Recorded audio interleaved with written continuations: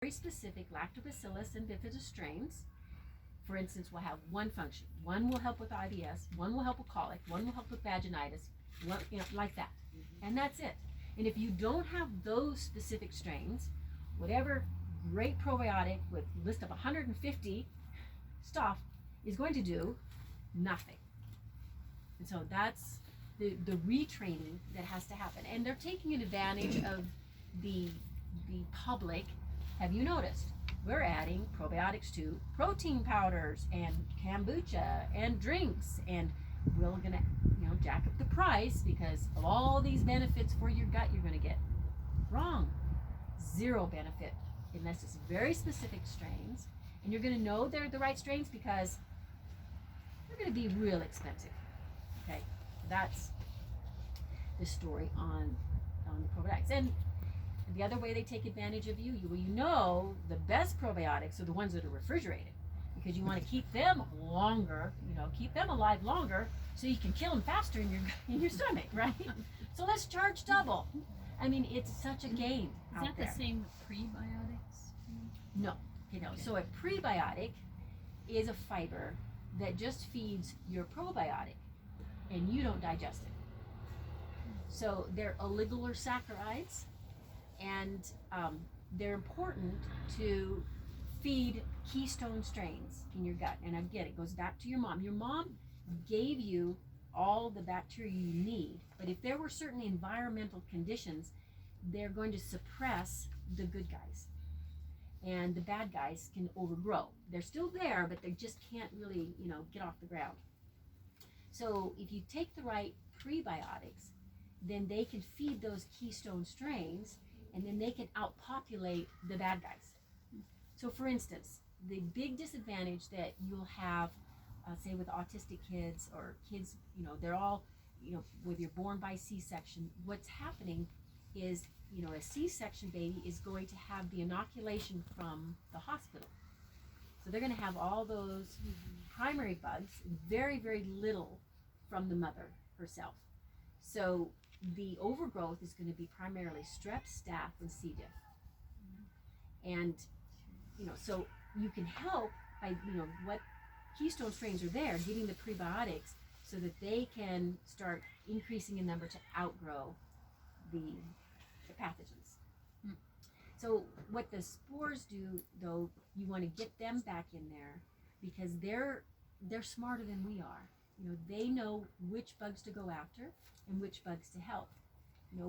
We're kind of playing this game as, that we know. You'll go to some practitioners with long protocols that will say, we're going to do killing agents, and we're going to wipe out this, and we're going to kill this parasite, or we're going to, but the truth is, even H. pylori has a role. We don't want to wipe out any particular organism. It's about balance. And who knows balance better but, an organism itself. So, and the spores are very good at that, in forming the balance that you need in your microbiome.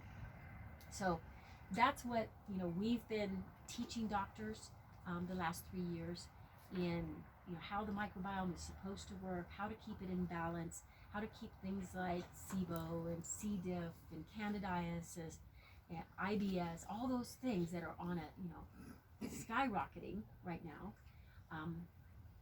in balance. So that, I think, kind of covered the GMO. So what do you mean by spores? Do you mean like microorganisms? Yes. Okay. So bacillus bacteria have a stage of development, a stage in their life cycle called a spore stage. It's an endospore. Think of it like a spaceship. Okay, so it's a protective layer. And they're smart enough that if they are in an unfavorable environment, they protect themselves and they kind of go, it's like a transformer, they go into this little hibernation. And then when they're swallowed in their food, they're going, and they get into our gut, and that's their favorite environment. So they sense it. Very interesting. Quorum sensing, a chemical surveillance system. Even then when they're hibernating, they know what's around them. Wow. They know what other organisms are around them and how many and what species. So they say, oh, this is Hawaii for us. We're gonna come out, but we see there's a bad guy here. So when we come up, we're gonna come out locked and loaded with a customized antibiotic and knock him out of the park. And boom, and then they're colonized and they're all happy. So that's why I say they're smarter than we are because they've got this form sensing and ability to balance the gut.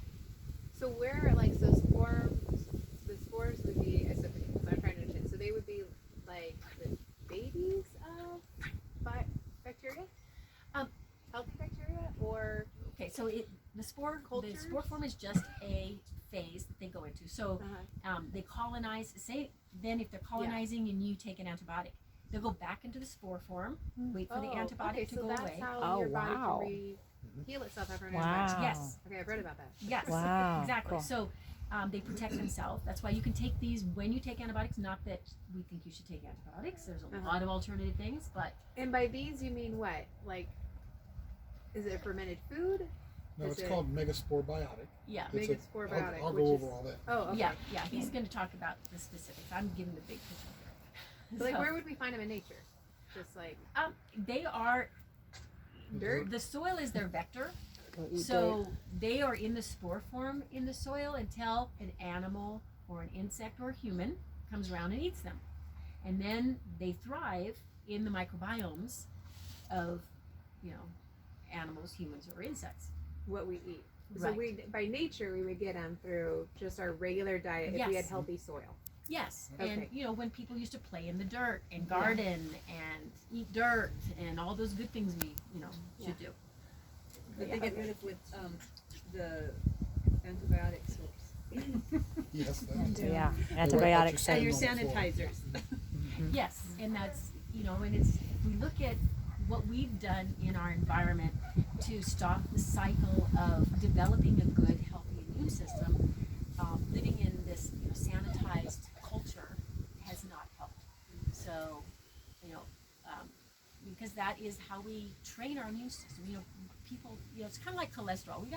You need to have no cholesterol because it's bad. Well, cholesterol makes your hormones. I don't think that's a good idea. And your to knock it out. brain. So it's the same with germs. Germs are so bad, no germs. But You need germs to build the immune system. yes, you have to look at it like this. We have a police force. What would our police force be like if there was never any crime? Poor. Would they forget how to shoot their gun? Or would they, be lazy? Donut So shop, the yeah, donuts. pathogens are a way of just keeping our immune system active and sharp and on the ball. We don't want the criminals overrunning our immune system. We don't want to let open all the prison doors. That's not what I'm saying. I'm saying there's a place for them just to keep things sharp. And that's why it's about a balance. Okay. So what about when you make your own kefir? Good question. Fermented food. Fermented food is all good because those bacteria create metabolites that when you ingest them, they help you balance your pH, they've got vitamins, there's nutrition in that. Are you taking active culture in yogurt and kefir and repopulating your gut bacteria? No. So when you buy active culture and you're paying extra for active culture, it's not doing anything for your gut bacteria. But the fermentation part of it, the metabolites in the yogurt itself, that's a good thing. It's still about you want to be alkaline, you want to eat healthy, and fermented foods is all great for that. But it's not reseeding your microbiome. Good questions. Now, what about raw yogurt? Pardon? What about raw yogurt? Like same thing. It's great. It's better than, I think, it's better than, the pasteurized, commercialized stuff.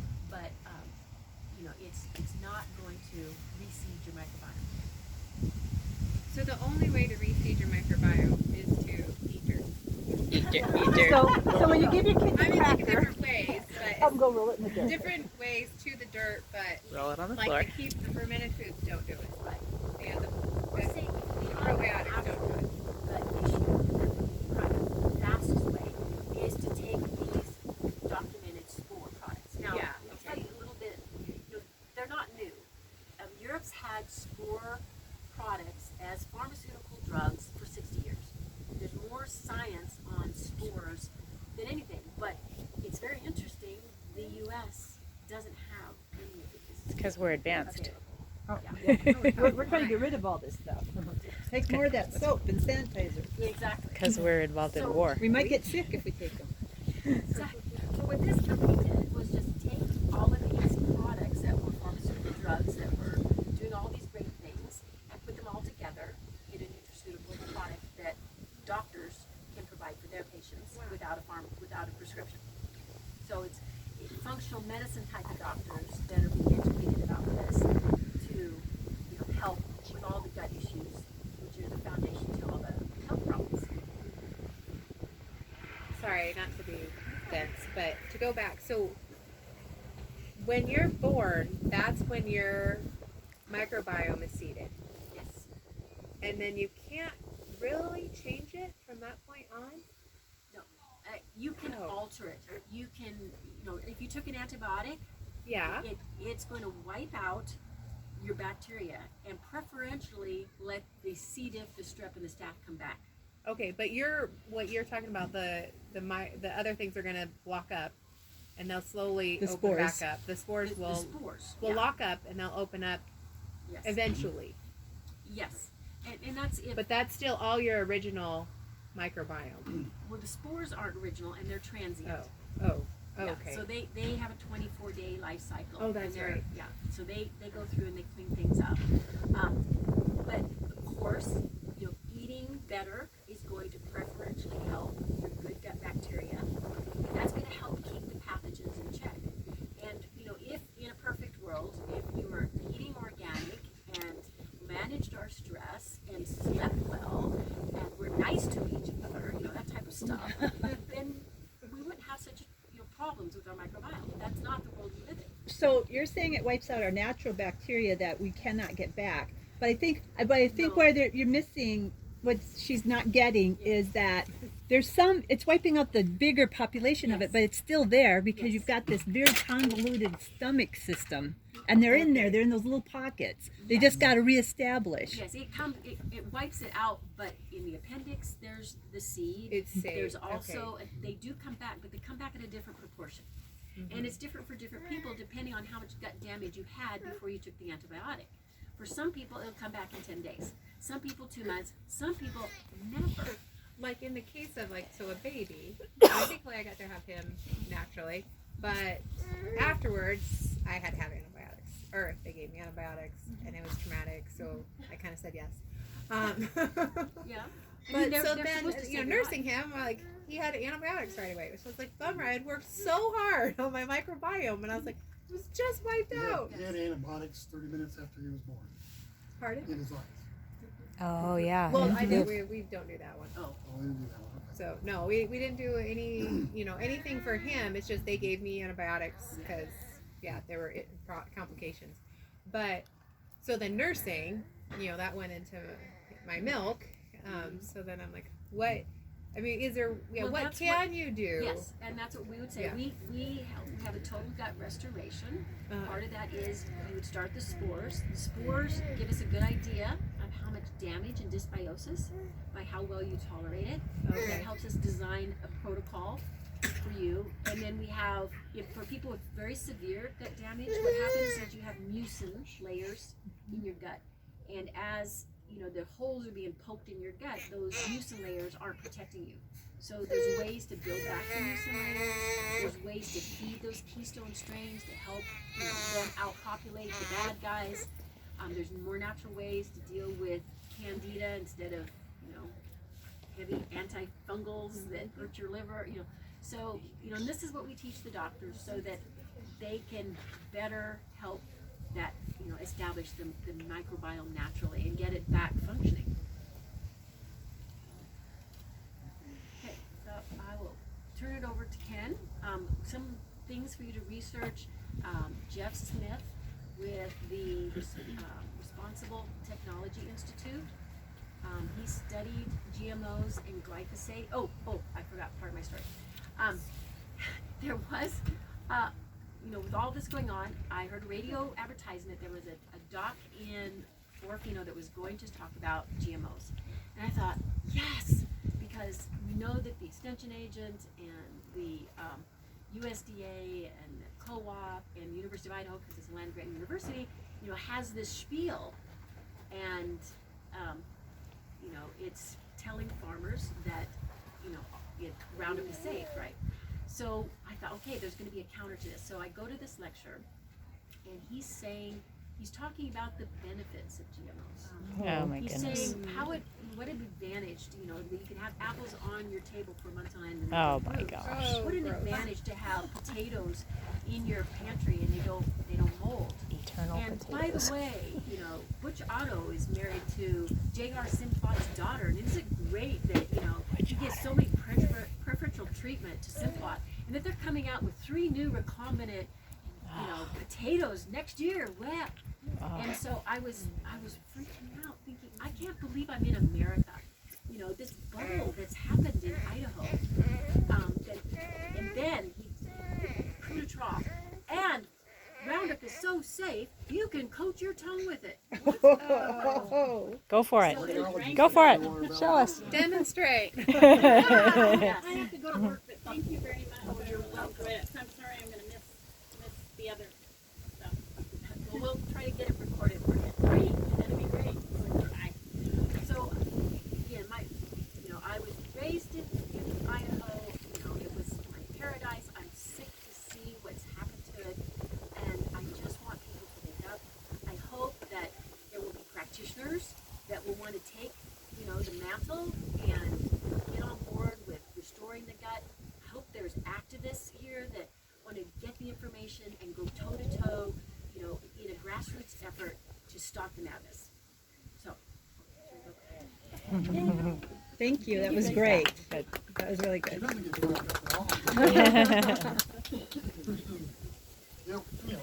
We just got back from a 3-day symposium up in California, put on by Microbiome Labs, and there were 12 docs and researchers talking about all these subjects that Tracy just covered, and in all kind of graphs and charts and scientific findings and research studies and everything from why they use certain species of spores in these spore-based bodies, and how they do the total gut restoration program, and why they use a particular type of oligosaccharide and a galactosaccharide or whatever, all that kind of in-depth science, to where when we were flying out yesterday, we're like, oh, my brain is bruised. There's just so much stuff coming at us.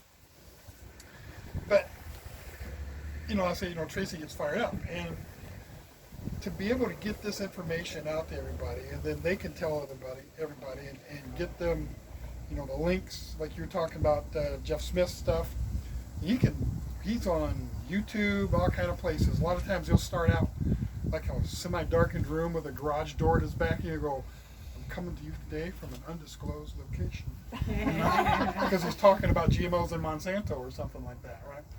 And so he doesn't want to get hunted down and archicided. But y'all know what an archicide is, right? No. That's people get crossways with the Clintons. That's archicide. Yeah. Anyway, so what we've started doing in practices is putting all this science to work. And so Microbiome Labs, they first started with the Megaspore Biotic 4 or 5 years ago, making it available to practitioners and educating. And so this is 5 species of bacillus in spore form. And they had to do this, in capsules. They had to be able to prove that these things were 100% in spore form and that they would stay in spore form in these capsules, because they're smart. They don't come out of spore form until they're in an environment that they know where they're going to thrive. And sorry about my throat. It's talked all weekend too. And but anyway, so we started learning how to do these protocols. And when you have someone whose gut is really upset, like you were talking about after you had the antibiotics after your baby was born and stuff. So, some of your good gut floras and stuff, they got out of balance. Not in particularly one thing that's totally wiped out, or you just lose the balance. and that changes the pH of the environment in the gut from the stomach on out to the colon. There's different sections of the intestines, and they all have a different pH, and different kinds of organisms live there. And based on the pH and the things they produce, they control your immune system. What Tracy was saying, they make 90% of your neurotransmitters, like serotonin. You think about serotonin and what it does. Serotonin comes from tryptophan, which you get when you eat turkey, like you get sleepy after a turkey dinner. So your gut bugs turn it into 5-hydroxytryptophan, which becomes serotonin, which becomes melatonin. You all know what melatonin does? Makes you sleepy, right? Well, it does a few other things too, but serotonin is also your happy neurotransmitter, or calming. It's an antidepressant neurotransmitter. When someone is given Prozac because they are told they're depressed, that is to raise serotonin levels in the brain by blocking the serotonin receptors, so that serotonin builds up in suspension between the neurons. So nobody's really Prozac deficient. You're serotonin deficient. So if you go back and you fix the gut where serotonin is produced and that rebalances, you don't need Prozac. Last year in September, Tracy and I attended the Integrative Medicine for Mental Health Conference in Dallas. 1,500 psychiatrists and therapists. Wow. I had to think psychoanalysts and all that stuff. So these folks are mesmerized by the information they were getting in there, how they could learn to not give their patients and clients medications, but to fix the actual cause of their problem. And it would separate into 2 rooms and different things that they were doing. But it was just amazing, sitting there listening to these guys with amazed looks on their faces, like, I've never heard this before. And it's just, it was excellent for us. We're just like, wow, who expected to see this? And Dr. Laura Block, who was the doctor, the pediatrician that Tracy was talking about that treated her son and wrote that book, was at that and was presenting and handing out the same book here 20 years later, still doing it. 30. 30. Shh. We're only 39. So, but anyway, so, going back, to the gut and that environment and getting that reset and retrained even. These 5 strains of spores or bacillus in spore form, once they get through the stomach acids and the digestive enzymes and the bile salts, they get in there in this nice warm environment, and they're like, this is what, like Tracy said, was Hawaii for them. They come out of spore form and they put down roots, and they know who's around them, who's supposed to be there and who's not, and they start producing their own little chemical bombs to rebalance the microbiome. And she's talking about keystone strains. Y'all have heard of E. coli, right? People get E. coli problems sometimes from food contamination. But there's Akkermansia, Providentia, and Ficobacterium, and Pseudomonas, and all these things that live in the gut normally at certain levels, and they each have their own certain things that they do. But when you do an anti-biotic, you're killing life, right? That's what antibiotic means. It's indiscriminate. It's not like, oh, this person has strep throat, we're going to give you this, and it's only going to kill the strep throat. No. It wipes everything, or knocks it down a lot. And so you have microbiomes all over your body. It's not just in the gut. You've got a microbiome in your mouth, and in your ear, and in your eyes, and in your brain. You have a microbiome. You have bacteria live in your brain. On your skin, that's the largest organ of the body, right? You detox out of your skin. When you see rashes showing up on somebody's skin, and eczema, psoriasis, and things like that, that's a reflection of what's happening in the gut. And so you fix the gut, that stuff goes away. And there was one of the presenters this weekend had pictures, befores and afters, and all they did was restore the gut microbiome. And I mean, some of these folks look like they've been burned. They had eczema so bad. So the Total Gut Restoration Program involves that, the Megaspore Biotic. I know it's kind of a funny name. Everything's mega with these guys. We had a clinician. I don't think he's even a clinician, was he? He was a muscle testing guy who worked for his son, who was a chiropractor. And he was bugging us. He wanted to get this stuff in. He wanted a muscle testing AK kit and these kinesiology kit and stuff. So we got down there, set up a meeting with him, and he liked it. This is testing great and all this stuff. And a couple of days later, we get an email from him. He goes, well, we're not going to use it because we don't like the color of the bottle. It tested bad. Well, red, white, and blue. I was like, He goes, what was the word he used? Something like it's repellent or repulsive or something like that. And I said, well, if we paint the southern wall down in Mexico with that, I wonder if it would work the same way. But no. He actually took it as a joke, but he was a nice guy. But it was just kind of those weird things like that. And he goes, that sounds like a Walmart brand, Mega. But you don't forget the name. Mega Sporbiotic, and then there's Mega Mucosa and Mega Prebiotic, Mega Mycobalance for killing yeast. What other megas we have? Mega Guard. Mega Guard's the newest one, yeah. Then he just came out with one that's what's coming out in November called Wheat Rescue for people with gluten problems. Yeah. So with the standard American diet, even if you restore the gut, if people keep eating GMO foods and high fat and high sugar, is the gut going to stay restored? It's going to keep damaging the gut. Yeah. Right. Yeah. So really the first thing is people need to completely That's change part their of it. diet. Yeah. And that's going to be Bridget's job. No pressure. No pressure. I ain't worried. Yeah. I know my stuff. She knows her stuff, that's right. So the protocol that we teach and use is called a total gut restoration. This is what we're teaching the docs. And it's become so much more than just 3 things. You're like, okay, you're going to do this, you're going to do this, you're going to do this. Every patient is different. When I first started using Megaspore 4 years ago, in my practice down in Grapevine, the bottle says give 2 a day with supper. You always take it with a meal because it stimulates the spores. So I did this with this lady, and 3 days later she goes, Dr. Ken, he goes, what did you do to me? She had diverticulosis, and it triggered an episode of that. And because it was just too much too fast, because they actually colonize in the gut and start moving things around.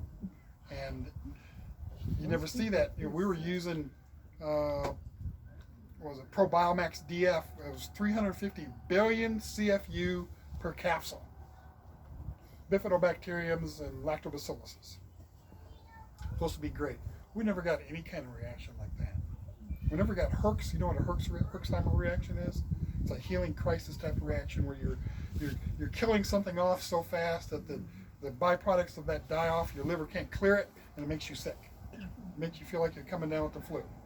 Take care of all that. Yeah, that's right. Yep.